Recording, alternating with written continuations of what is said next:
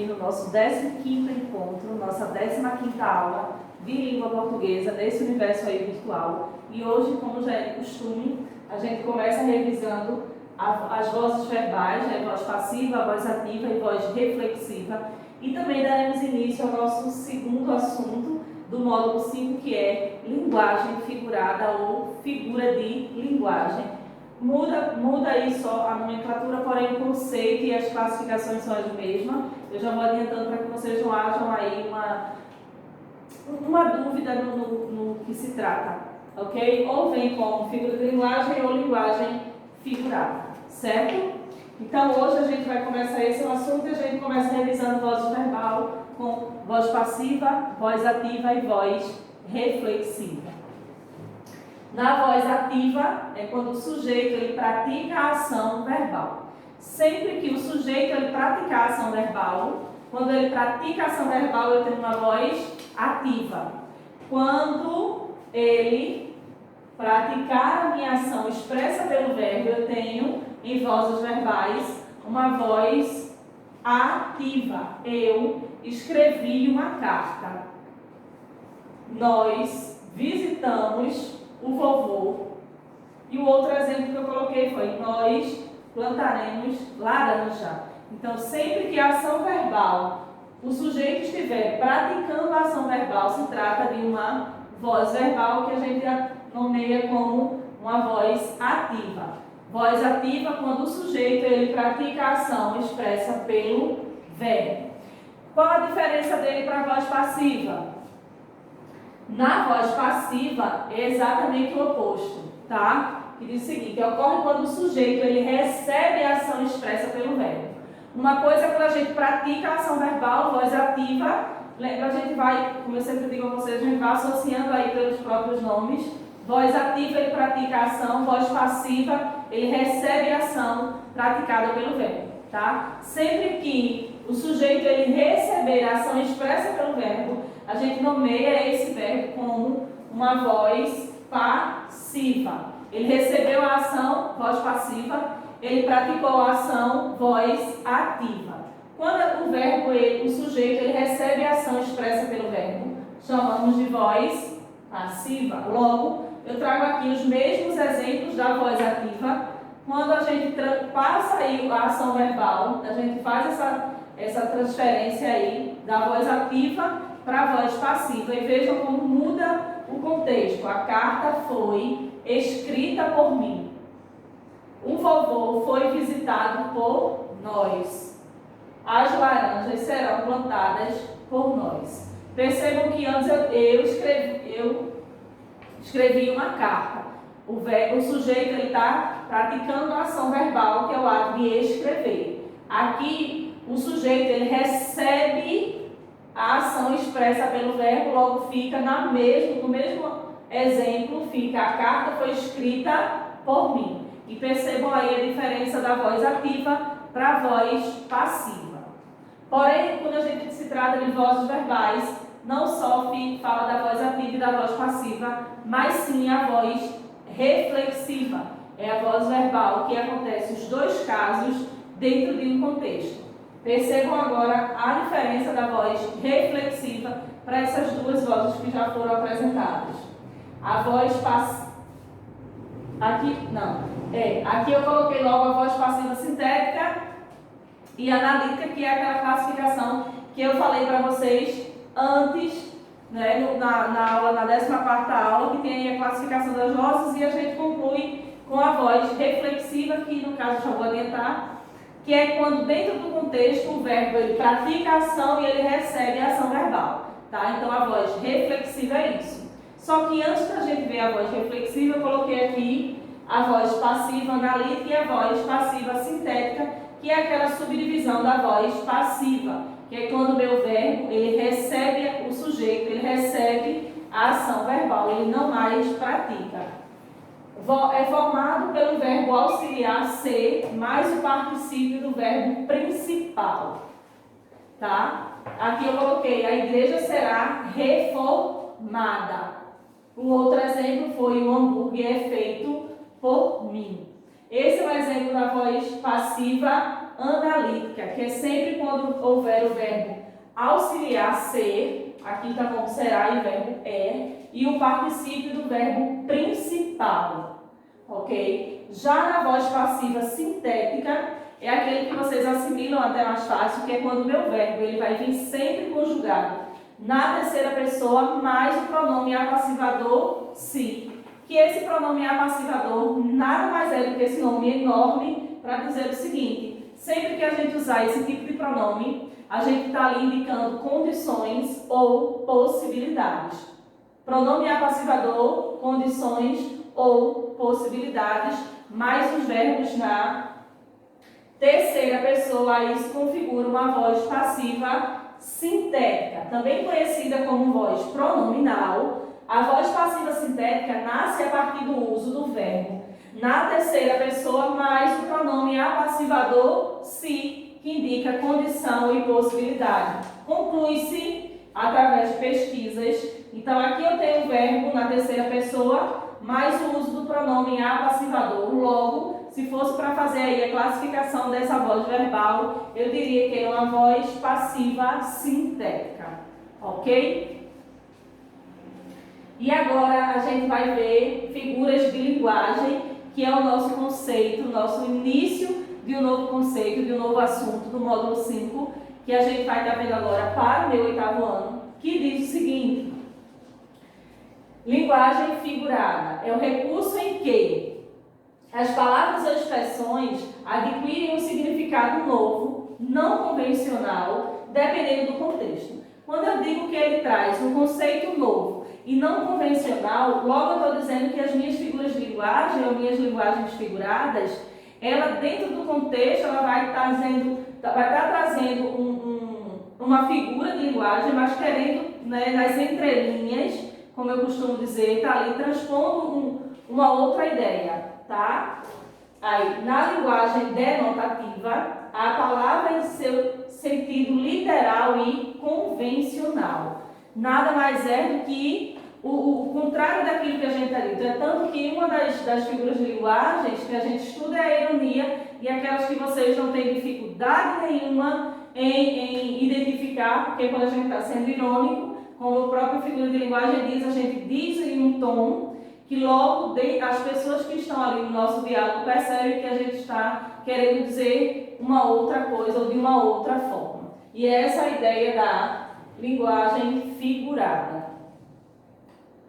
Aí aqui eu coloquei algumas e seguem aí as ordens que estão no livro de vocês, né? E aqui eu já quero que vocês estejam com um caderno também para anotar as observações. As ordens que eu coloquei aqui são iguais às do livro, porém os conceitos e os exemplos não seguem os dos livros. Por isso eu peço para que vocês vão assistindo e vão dando pausa na sequência desse vídeo para que vocês possam anotar as observações.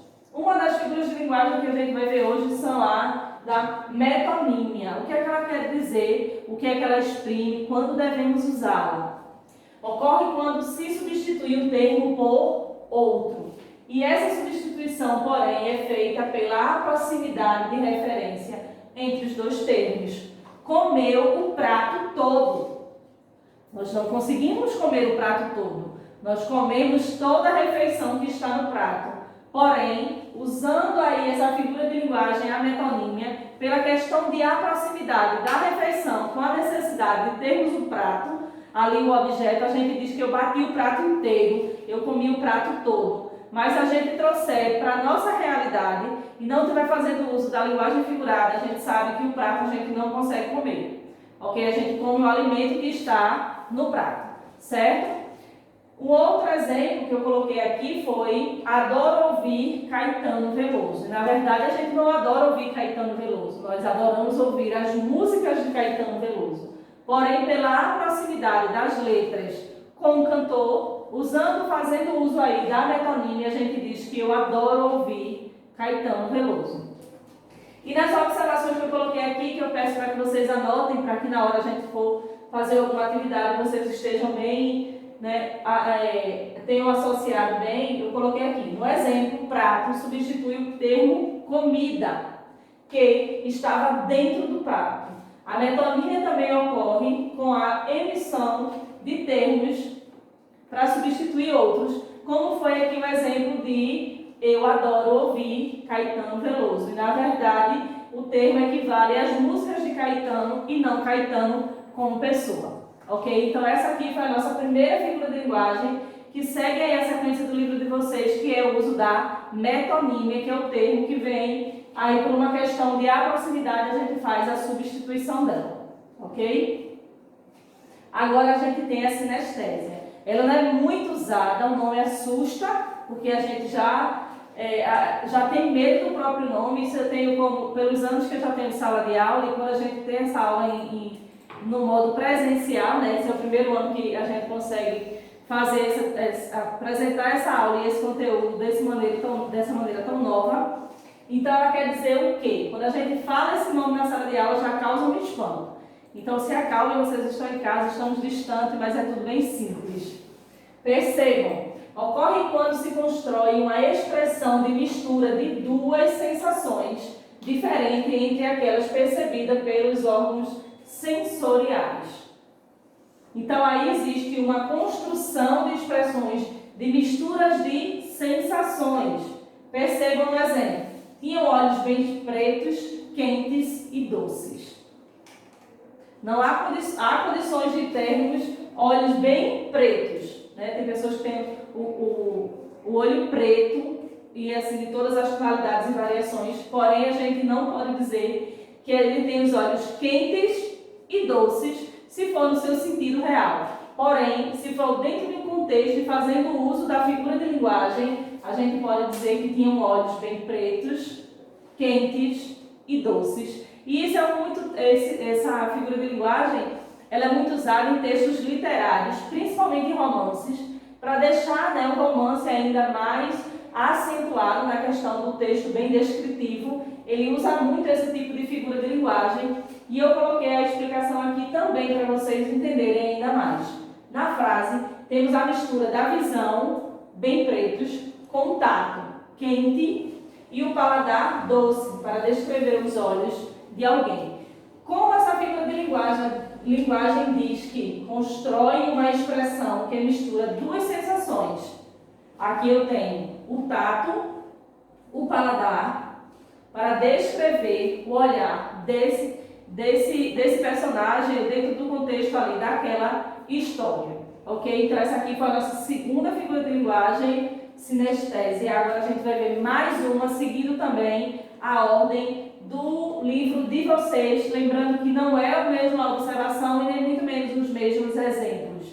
Ok? Agora a gente vai ver a aliteração. O que seria esse processo de aliteração? Seria a repetição de um mesmo som consonantal propositalmente dentro de um texto para um recurso estilístico. Então, não é um caso de um processo que, por acaso, houve ali aquela repetição dos sons consonantais.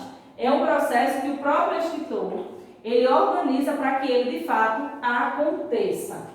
E aqui a gente tem um exemplo de Cruz e Souza para que vocês possam ver vozes veladas, veludosas vozes, volúpias de violões, vozes veladas, vagos velhos, vertozes velozes, dos ventos vivas, vãs, vulcanizadas, Cruz e Souza. Percebam aqui a repetição e a troca tanto do S quanto do Z, e aí dá essa mistura aí de sons, principalmente consonantais, e é um processo que o próprio escritor, nesse caso aqui, desse exemplo, de Cruz e Souza, ele fez propositalmente, tá? Então, essa repetição de sons consonantais, que a gente nomeia como aliteração, é a nossa terceira figura de linguagem que a gente vai estar vendo, tá? E aqui também está a explicação do que já foi dito, né? Que é o excesso, ocorre a alteração no som da letra, tanto do V com a letra S, I, Z, que é essa repetição e marca dessa figura de linguagem.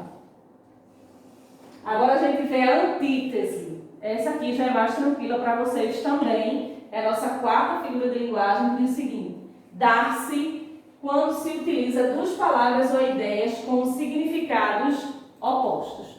Tudo que são opostos são contrários, são adversos, certo? Então, a antítese nada mais é que é quando utiliza-se duas palavras ou ideias com significados opostos. Então, eu trouxe o seguinte: quem ama o feio, bonito lhe parece. Isso é um ditado popular, assim, que nessa geração não conhece muito, mas vocês podem perguntar aos pais e os avós, que era muito comum se ouvir, né? Isso há um tempo atrás, na minha geração a gente já ouvia menos, mas a gente, a geração dos pais de vocês, mas nós ouvíamos muito dos pais e dos nossos avós. Então, aqui eu tenho duas ideias opostas, duas palavras com ideias com significados opostos, quando ele diz que quem ama o feio, o bonito lhe parece. Aqui eu tenho o feio e o bonito, né, que não são sinônimos, aí então eu estou com a ideia adversa, com a ideia oposta. Logo, quando a gente faz uso dessas ideias e palavras com ideias opostas, a gente está fazendo uso da antítese. E aqui eu coloquei para vocês. Na frase, feio e bonito são ideias opostas, mas utilizadas em conjuntos para passar o pensamento desse ditado popular. Se alguém ama uma pessoa considerada feia, tal pessoa será considerada bonita por quem o ama, certo?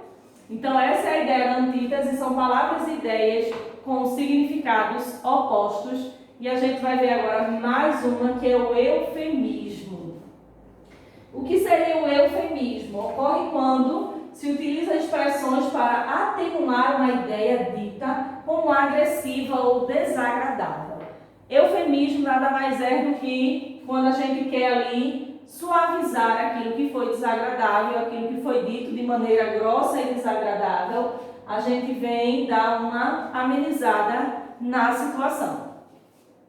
Ele estava muito doente e acabou de bater as botas. Seria mais suave do que dizer ele estava muito doente e morreu. Ou então, como eu sempre digo a vocês, a gente colocar no quadro e diz: minha mãe faleceu. Ai, que forte. Por isso, muitas pessoas, né, no momento ali de dor, ela diz: ela descansou. E o outro ditado também, que era muito comum se dizer, é que ele bateu as botas. Para não dizer que morreu, que faleceu, que existem pessoas que ainda acham que é muito forte ouvir esse tipo de expressão. Então, o eufemismo ele trata de substituir esses termos e dar uma suavizada naquilo que vai ser dito. E eu coloquei aqui o seguinte: a expressão bater as botas é equivalente para morrer, a fim de expressar esse conceito de maneira atenuamente, de uma maneira mais suave para quem vai receber essa informação. E esse aqui foi o eufemismo, ele suaviza aquilo que foi dito. Agora a gente vai ver a hipérbole, tá? Que é mais uma figura de linguagem da gente que diz o seguinte: corresponde ao uso intencional, ou seja, a gente tem a intenção de expressões muito exageradas. Eu costumo fazer muito uso dessa figura de linguagem, que é a hipérbole. Se a gente for levar o pé da letra, a gente tem hipérbole. Então, hipérbole, o próprio nome já diz que é tudo que é hiper, que é muito, que é grande. Logo, ele dá ali palavras ou expressões de exagero. Quando diz o seguinte: que demora, estou esperando há séculos. Então, ninguém espera nada, nem ninguém há séculos. Porém, a gente faz muito uso de estou aqui há horas. Faz 2 dias que eu estou aguardando. Eu já repeti para você 1000 vezes que não irei fazer. Eu já falei para você 1000 vezes que eu não gosto desse tipo de situação. Então, isso faz uso do exagero. E esse tipo de linguagem dentro do texto a gente chama de hipérbole, que é uma figura de linguagem. E aqui eu trago o seguinte: a expressão há séculos é um exagero para indicar que se estava esperando há muito tempo. Ok? Então, tudo que for de exagero, que for de macro, que for de grande, que for para chamar a atenção, a gente usa a figura de linguagem chamada de hipérbole. Ok?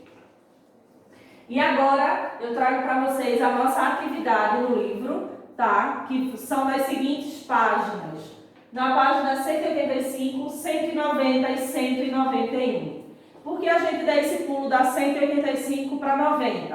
Porque da 185 para 90, como vocês estão acompanhando essa aula e estão vendo, é o nosso conteúdo que a gente viu hoje. Percebam e anotem as observações que foram aqui, tá? E uma observação que eu quero no caderno, junto com as observações que você anotou dessa aula, que é o seguinte: no caderno eu quero um exemplo para cada classificação aqui apresentada. Aqui a gente viu hoje as figuras de linguagem e algumas de suas classificações, que são as que estão no livro, tá? E eu quero um exemplo para cada figura de linguagem que foi apresentada para vocês hoje na nossa 15ª aula, tá? Deixem no caderno, mas porém não deixem de mandar para mim no meu e-mail, que mais uma aula eu trago aqui, que é prisma.jamiloxavier@gmail.com, ok? Então esse foi o conteúdo apresentado na nossa 15ª aula. A gente reviu aí vozes do verbo, voz ativa, voz passiva, analítica, e a gente também viu as figuras de linguagens, que é o nosso conteúdo do módulo 5, mais um assunto para a gente, né, do nosso 8º ano. Então, a gente conclui aqui. Eu espero o material de vocês, e quinta-feira, às 2 horas da tarde, nós temos o nosso encontro remoto, e até segunda-feira que vem.